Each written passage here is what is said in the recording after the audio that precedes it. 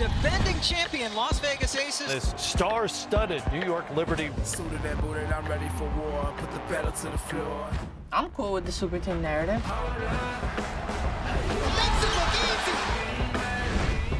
There's just no stopping her.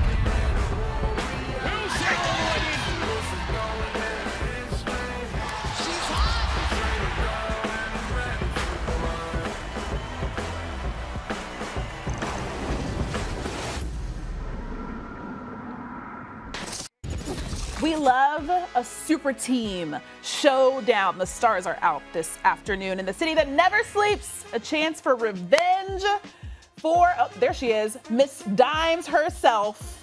I mean, I feel like she's gonna have some solid assists today. Sabrina Ionescu and Breanna Stewart trying to get revenge on the last time these two teams played. Asia Wilson in the building and Stewie taking some time for some kids before the game. We love that. Love that. Welcome to WNBA Hoop Streams presented by Google. We got Terrika Foster-Brasby in the building. I'm Christine Williamson, and we're getting ready for that matchup. It's going to be a good one. It is going to be so good. I am so excited for this matchup. Right. Like, I love a good revenge story. Yeah. Like bring it back. Bring it back. Get your lick back. For sure. I love For this. sure. We're going to talk a little bit more about that matchup a little bit later in the show. We're also going to play a little game. Means he going at it, competing against one another.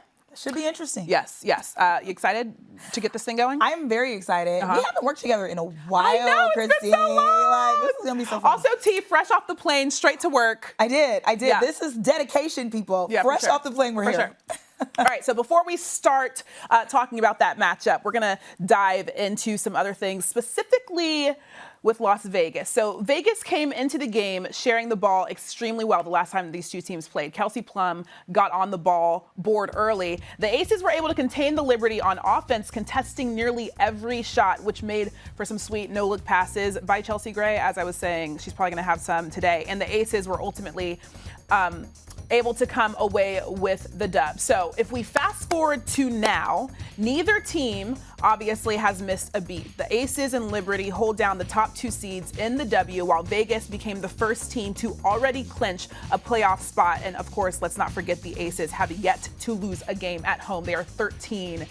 So T, let's start with the Liberty, and particularly Stewie, because we've had a pretty large sample size, obviously, with this new look New York team. They're 21-6 this season. Stewie is averaging 4 less points than her season average in her losses. So what have your impressions been with New York?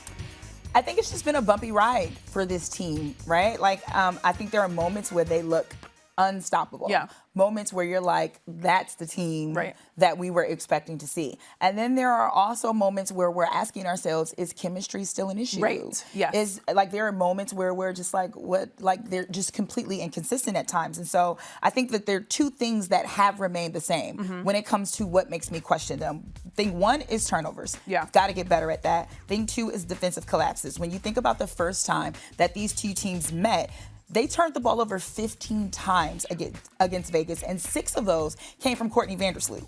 You can't have that. They also allowed 98 points. You can't win games when you let a team score 98 points on you. And just even a few days ago when they were playing Minnesota, I mean, granted, they were able to pull out a win, but there were moments in that first half where you were like, what New York team is this, right? So we want to see in this matchup, hopefully, you don't have to rely so much on Breanna Stewart, that you are allowing your other players to get in, that you get Slew in early. Jonquil Jones having a great July. You want to get her in early. So let's hope that they can not necessarily need Stewie and more so just enjoy the privilege of having her. Yeah, for sure. Do you think that the Liberty are as good as their record shows? That is such a loaded question. You're already trying to get me in trouble. Of course, yeah. You're trying to get me early here. Do I think that the Liberty is a good team? Yes. Do I think that they are capable of winning 21 games?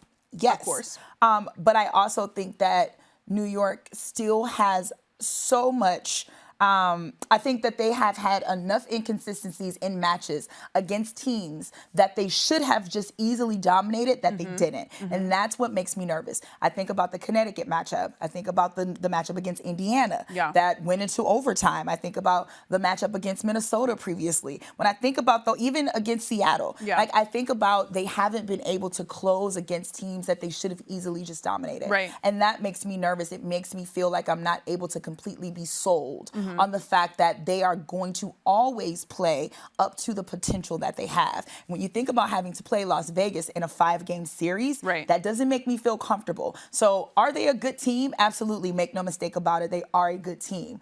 But are they always playing as good as their record indicates they are? And to that, I would say no. Okay, let's go to the Aces side of things because it is pretty much Las Vegas's world. Everybody else is living in it. What makes this team so good? Let's start with A'ja Wilson, like that's it. That's the one. She's that girl. Yeah. She's been playing phenomenally this year. I think Kelsey Plum absolutely has stepped up and shown that she is a #1 pick for a reason. Chelsea Gray, there is no stopping her. She delivers. She can pass the ball to anyone. She can score 20 points a game. Jackie Young, for the better part of this season, was also an MVP contender because she also has played so critical to this team in key moments. It was like, I have always said from the beginning of this season that it's weird to put the name super team for me on this team because they were already a super team before you added Candace Parker and Alicia Clark. And even now with Candace being out, Alicia Clark, she stepped in flawlessly. Her defense, girl, like, please tell me somebody else defending like Alicia right now. Like, what is happening? And so I just think that this team is so difficult. Now, is it going to be a bit easier for some teams? Absolutely, because you're going a little bit small. And we'll talk about that later in the show, I'm sure, when it comes to Candace's absence. But it's so hard to see anybody beating this team right now in a 5-game series. Not saying that it can't be done, but it's just so difficult to see it. Yeah, you mentioned it. We'll talk a little bit more about this game later in the show. I don't know if you guys were under a rock. If you were, then you missed the fact that DT scored her 10,000th point in the W. Take a look at this. The GOAT chases 10,000 points career. She is 15 points away. Taurasi 13 points shy. Taurasi gets the roll. Taurasi, 3. Diana's done it. She is 1 of 1. Taurasi is now the league's first 10,000 point score career.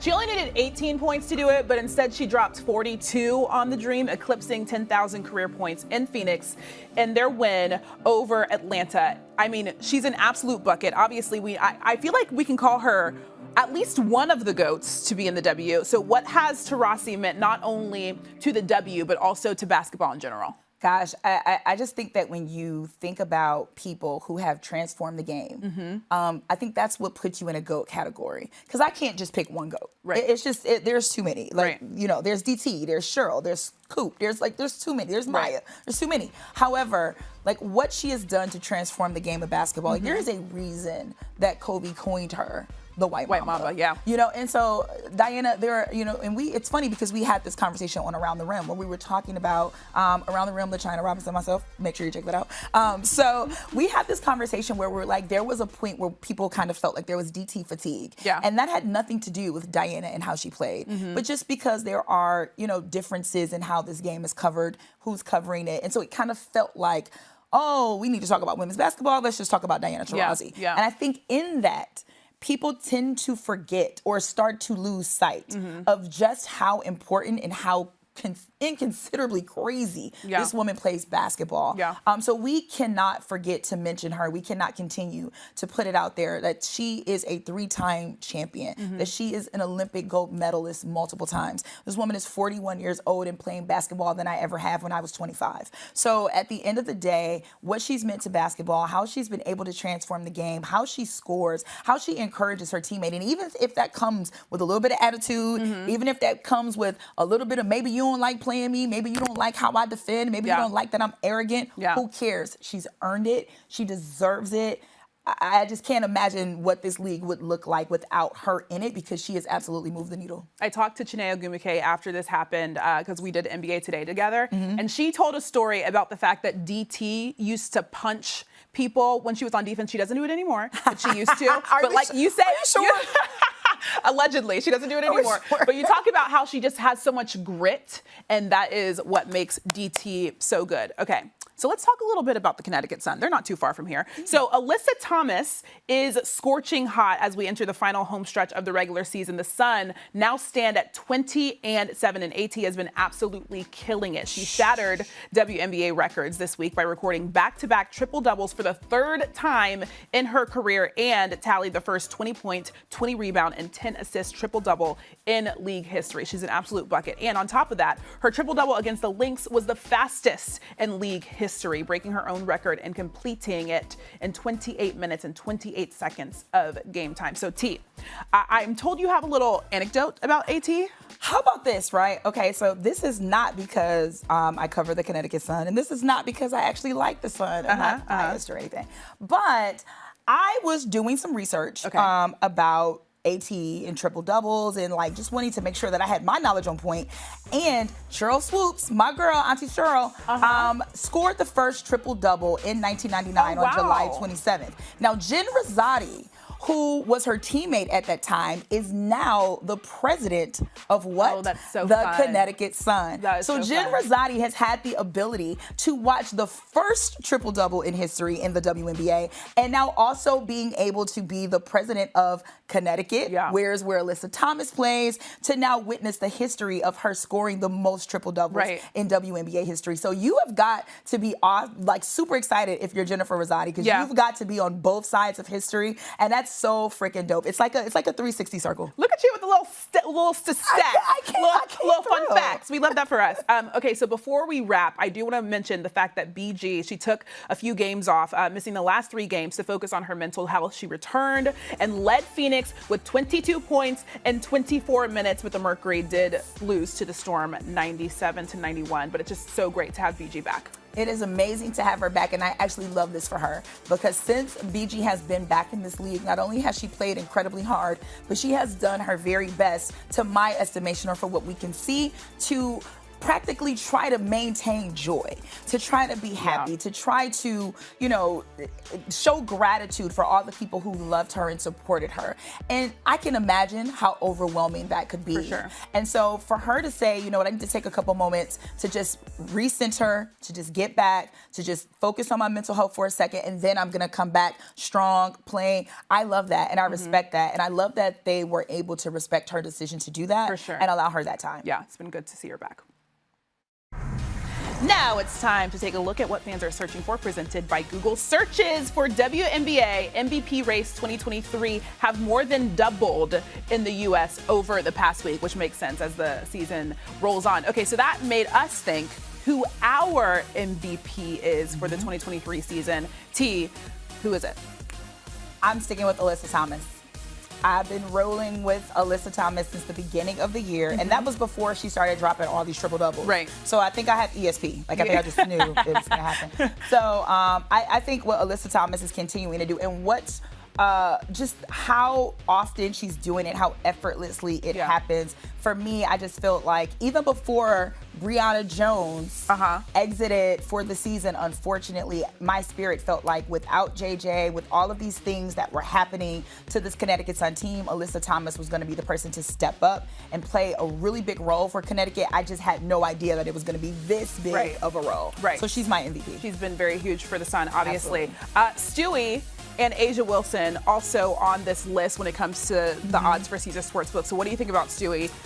Quite honestly, I think that Stewie, what she's doing in New York in terms of, I've always said, as I said earlier in the show, I think that this team goes as she goes. She's a 2-time MVP already. It makes perfect sense. Same thing with A'ja, but the difference for me between Breanna Stewart and A'ja Wilson is that I look at the teams themselves and I say to myself, where would these teams be if these players were not on that team? And for me, the way that Alyssa Thomas has literally taken an elevated role. I don't think Connecticut is the number 3 team in this league without Alyssa. I think that New York would still have a good shot because they're a loaded squad. Yeah. I mean, you can't replace what an A'ja Wilson does in Las Vegas, but there's still Kelsey, there's still Chelsea, there's still Jackie. Like, there's still people there that I think that could help elevate this team and make it where it is, right? I don't know if I see that with Connecticut. Okay. That's how important Alyssa Thomas is to me. Okay. And that outside of the fact that she's literally creating history. Right. She's literally doing stuff that this league has never seen before. So that is no shade to A'ja. Right. And no shade to Stewie, because they are so deserving of MVPs. Right. But that it's just what puts me above, why Alyssa to me is above them, is just for those things that I mentioned. Okay, so I do want to ask you, because that is your MVP, but who do you think will win MVP this season? I think that probably the voters, and I am a voter, so I mean, this could change. Right. But I think when I think about who usually votes for these things, Right. it could possibly be Brianna Stewart. Okay. So we'll see what happens. We'll see what happens. All right, so we're going to play a little game here on Hoop Streams. Oh, God, I'm nervous. But first, take a look at this. I know all of these are right. Yeah. Okay, this is gonna be awesome. Corey Seager. Yes. Jack Flaherty. Tom. Is anyone gonna beat that? No.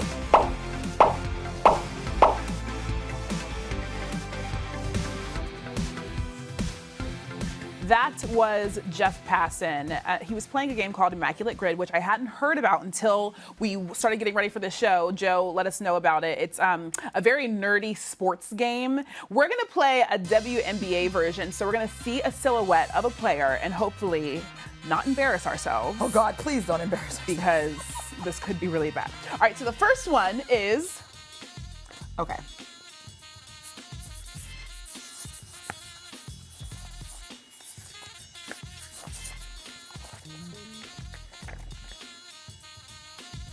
Oh yeah, we have 15 seconds on the clock, by the way. Okay, so that one was easy. We both got that one right. Are we competing against one another? Okay, yeah. We're gonna compete. We're gonna compete. Okay. We both have one. All right, what's the next one? WNBA Rookie of the Year, MVP in the same season. Okay. Okay. What? Oh my gosh, we have 1 second. Wait, this is wrong. Wait.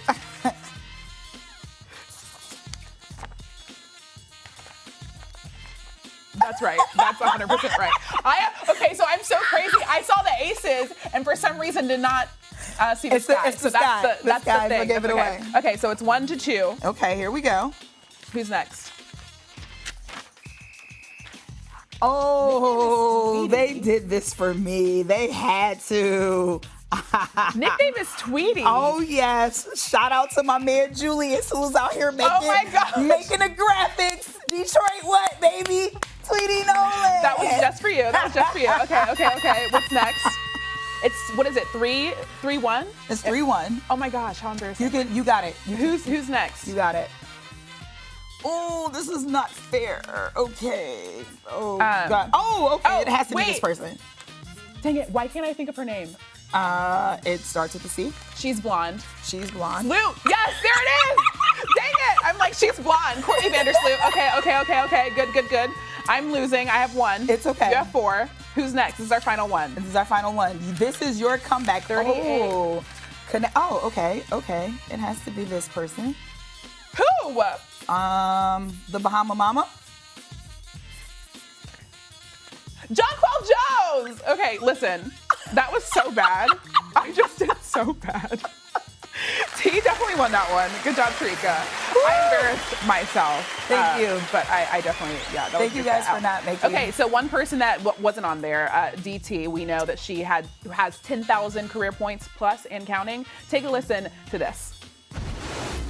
When you do something you love and you obsess with it, you just always want to push the limits.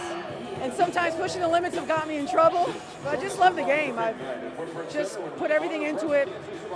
And to have a night like this in front of our fans and people that I've known for a long time that have really helped me get here. It couldn't have been any better. What was the moment like? You hit the three, the celebration, the game stops. What was the whole moment like for you?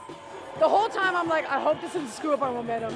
Like, we needed this win pretty bad, but it really was a nice feeling, you know, when there's anticipation and, you know, it kind of works out your way. And what a great night for women's basketball tonight.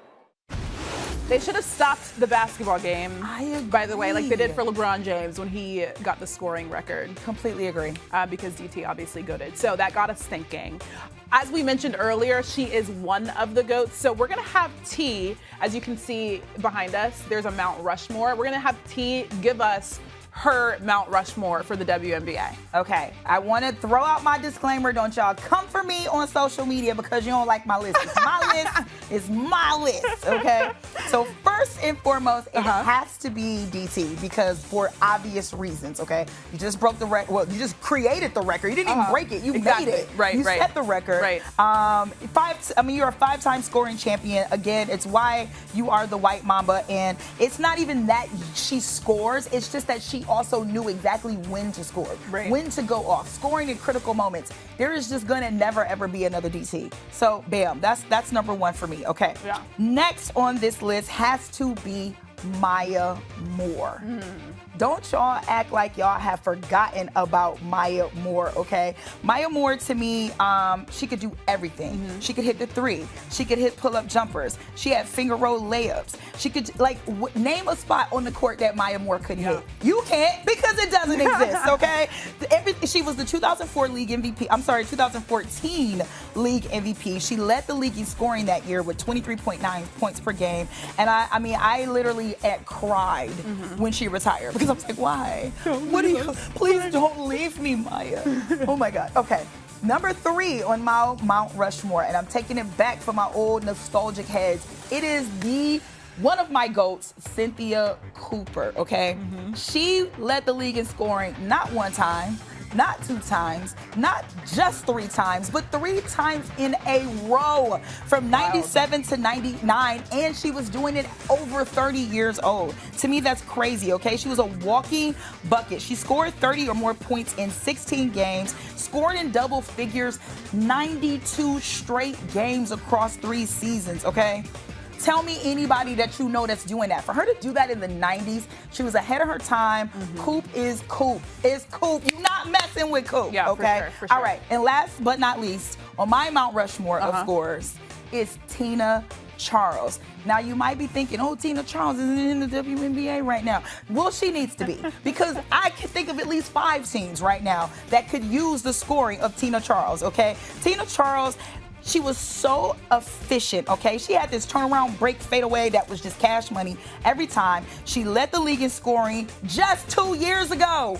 2021, this woman was leading the league in scoring. So it's a shame that she's not on a roster right now. She's also 4th in the WNBA all time on the scoring list. 4th. That is crazy to me. Y'all better put some respect on Tina Charles' name and show her love because she is absolutely sitting number 4 on Mount Rushmore. Now, if you ask me this, years from now, after players have played, after careers have passed, I could absolutely see Arike Ogunbowale on this list, a Ryan Howard on this list, a Jackie. I could see them on this list, a Jewel Lloyd. Oh yeah, what? For sure. Brianna Stewart. I mean, some would argue that she could probably be on the list right now, right? So that's your list. This is my list. Let's be clear. Okay. Also, I want to shout out that graphic. It did look like they were White Walkers from a little bit, but it was pretty dope. With the Northern Lights from Alaska in the background. Exactly. It was beautiful. I love it. Okay, as I mentioned, and as we all know, there is a huge game today. Aces Liberty. Take a listen to this. Best rivalry in the WNBA.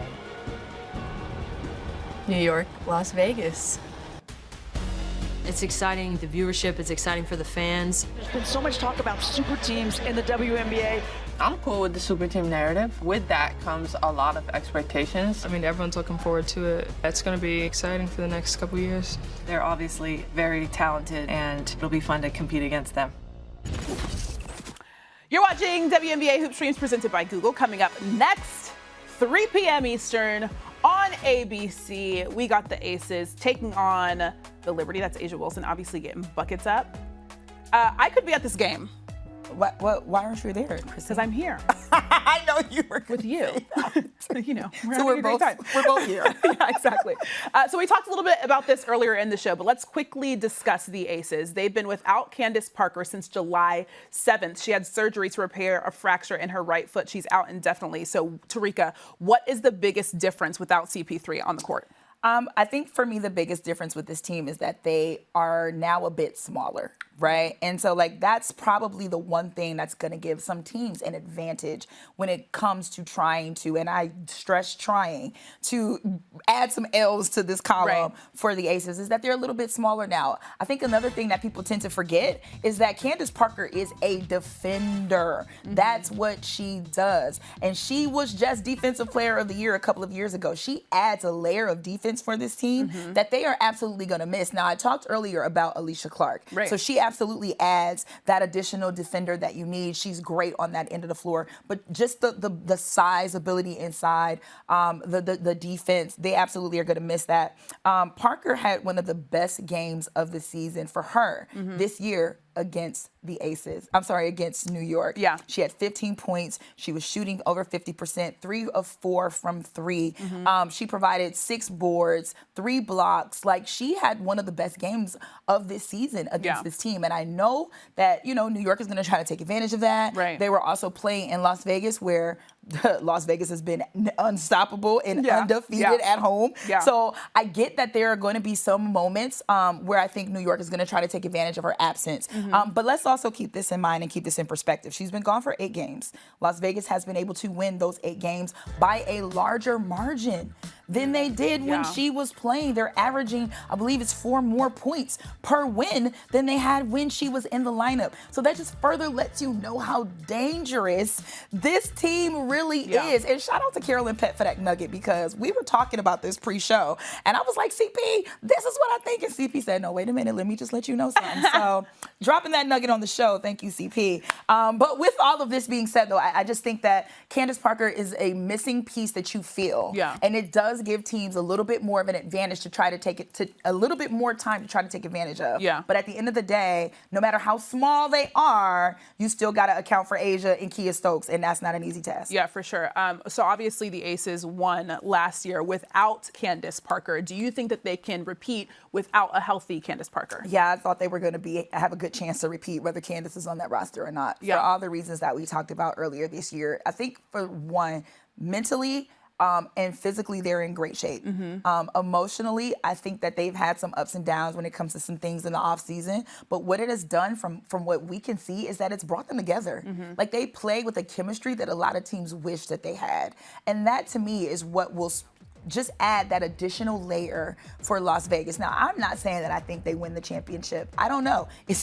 Are the odds in their favor? Absolutely they are. But I have no idea if they'll actually pull it out. But I think the chemistry with this team, the way that this team is led, Becky Hammon has this team playing the way that she's wanted them to play for the last 2 years. She started it last season. And then A'ja Wilson, like, is she... What else can you say about A'ja Wilson other than whoever it was weeks ago or days ago that had an MVP conversation and didn't have her in it? I don't know what WNBA you're watching, right? So it's difficult to think that this team would need a Candace Parker in order to win a championship, but they absolutely have a great chance of doing so whether or not she's in the lineup. Which obviously we didn't mention that. We did mention this at the top of the show, the fact that the Liberty obviously lost the first time that these two teams went at it. Who do you think that this game is more important for, the Liberty or the Aces? Absolutely for the Liberty. Like, without a shadow of a doubt, regardless of what they say, there are those who still, like myself, have their doubts about New York, and I think this would likely ease some of that. Also, keep in mind, these two teams are going to face up again in a week for the Commissioner's Cup. And that is going to be interesting as well, because granted, it's not the WNBA finals, but they are playing for something. They are playing for a, quote, championship. They are going to be playing for the charities of their choice within that time. And this is additional money that's on the line for each of the players, depending on who wins. So you want to be able to have a strong blueprint of what you did, having 2 games under your belt against this team. If you're able to come away with a win, knowing that you'll have to go back to Vegas to play that game, I think that that's extremely important for for New York, for sure. All right, so this is a home game for the Liberty. Who do you think is going to win this matchup? Ooh, well, let's see. I think they need to get JJ in early. I think Sabrina Ionescu and Courtney Vandersloot have to show up in this game. They didn't do so in the first matchup. And I think New York plays very well at home. I think Las Vegas going to win. She says all this great stuff about the Liberty, and then she's like, and Vegas is going to win this matchup. Prove me wrong, New York. Yeah. No, I definitely agree with that. I'm taking Vegas in this one as well. Thanks for watching WNBA Hoop Streams presented by Google for tea. And I mean, I guess I could try to sneak on down to New York if I wanted to. I mean, you got time. Yeah, I got a little bit of time. I might make the game will definitely be over by the time you get there. But you can go. Make it, at the end. But thanks for watching WNBA Hoop Streams presented by Google. We will see you guys next time. Enjoy the game on ABC. Hang out with LaChina and CP at halftime too. Yep. We'll see you guys later.